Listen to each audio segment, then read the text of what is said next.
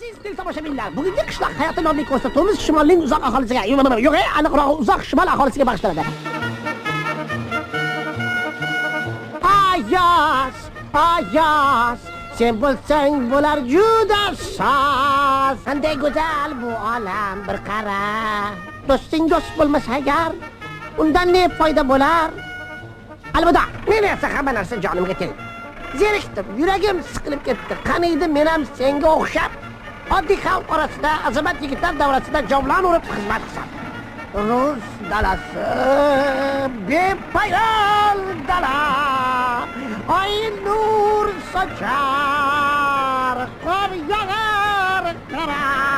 Yashavor Vasiliy. Aziz tomoshabinlar, endi talablaringizga binoan Modern Talking degan qo'shiqni Akuka Bayderlar kuylaydi.